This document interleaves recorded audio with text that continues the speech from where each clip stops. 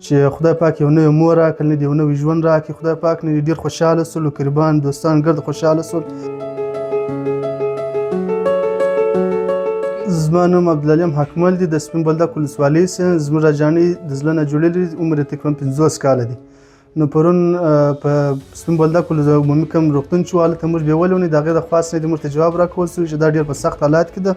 نو موږ بیا را روان کړه کندهار خوا ته. کندهار خوا ته رالو، نه دی سیدال روغتون ته ډاکټر محیدین نوري نومیږي، د هغه په جریان کې سول، هغه حساب کتاب سول، نه دی مطلب موږ د ژوند تمه نه درلود. نو د دې کور ودان څخه د خلاص چې زموږ ناروغ اوس الحمدلله شکر دی جوړ روغ دی، خپلې خبرې کوی چې سم دم دی. نو موږ ډېر خوشحال نه دي چې دا مطلب خدای پاک د مرګ څخه بچاو کړ. نو موږ ډاکټر صاحب نه دي کور ودانۍ وایي محیدین نوري صاحب، موږ دغه د ټیم دغه د ډاکټر کوم ملګري چې د هغو ګور د کور ودانۍ وایي یا موږ هېڅ دغه نه درلودې نه دي. دا چې هر کله به ټلیفون وکړي نه دي موږ بل دعاوې کوو نه دي. نو بعد کې دغسې نه دي چې یو نیمه ګنټه دلې تېره سو نه دي شکر الحمدلله نه دي بیا هم ټلیفونونه وکړل چې خدای پاک یو نوی مور راکړل، نه دي یو نوی ژوند راکړي خدای پاک، نه دي ډېر خوشحاله سول، قربان دوستان ګرد خوشحاله سول.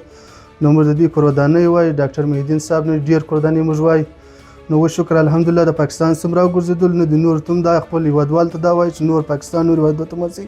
موږ په افغانستان کې ډېر ښه ډاکټران لرو، ښه حساب کتاب لرو. کوم چې په پاکستان په نورو هېوادونو کې کېږي هغه اوس دلې کېږي، موږ هر څه حساب کتاب چې دي که ټېسټونه دي که مطلب هر څه دي ګرد دلې ډېر په ښه انداز سره کېږي. نو موږ دې ته وایو چې نور دې نه دي مطلب نور هېوادونو ته نه ځي.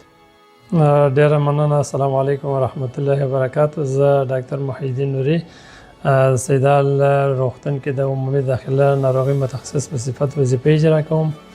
واقعا دا مریض پرون ډېر په سخت حالت کې و، مریض په شا کې و، پښې او لاسونه یخ، نهایت یخ و د مریض، بي پي یې نه ریکارډېدل، فشار یې نه درلوښتی، مریض په هغه ان سټیج کې و.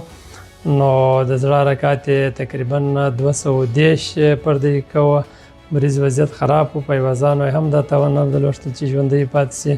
نو موږ د پیوازان څخه موافقه واخیستله، د الله تعالی په مرسته او یارۍ باندې مو همکاري ورسره وکړه، تداوي مو وکړه. نن الحمدلله مریض جوړ دی او خلکو څخه هم دا خواهش لرو چې مریضان پر وخت راوي، ځکه چې طبي خدمات کې اختلاطات ورنکړي پر وخت راورسېږي نو بیا ډاکټر هر څه ورسره کولی شي. الحمدلله اوس امکانات په پوره اندازه سره موږ لرو.